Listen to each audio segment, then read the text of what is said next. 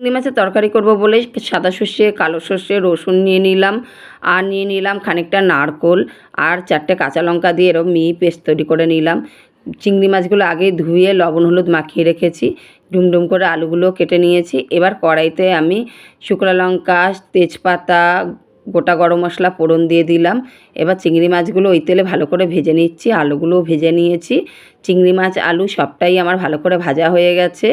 আর এই দিকে বন্ধুরা দেখো, সেই চিংড়ি মাছের তেল খানিকটা বেঁচে গেছে, ওর মধ্যে একটু সাদা জিরে ফোড়ন দিয়ে দিলাম। এর থেকে বেটে রাখা মশলাটা দিয়ে দিলাম। কষানোর পরে হলুদ গুঁড়ো, লবণ, মিষ্টি সব এক এক করে দিয়ে দেবো। যে দেখবো মশলাটা কষে এসেছে, তখন আমি চিংড়ি মাছ আলুটা ঢেলে দেবো।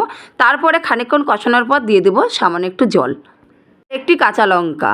খানিকক্ষণ জলটা টানার পরে বন্ধুরা এরকম শুকনো শুকনো হয়ে আসলে ঘি গরম মশলা দিয়ে দেবো। তোমরা অনেকেই চিংড়ি মাছের মালাইকারি করে খেয়ে দেখেছো, এইভাবে তরকারি করে খেয়ে দেখো, ভীষণ ভালো লাগে। আজকের মতন এটুকু করে তোমাদের সাথে দেখা হচ্ছে নেক্সট ভিডিওতে। আমার চ্যানেলটা লাইক কমেন্ট শেয়ার করবে।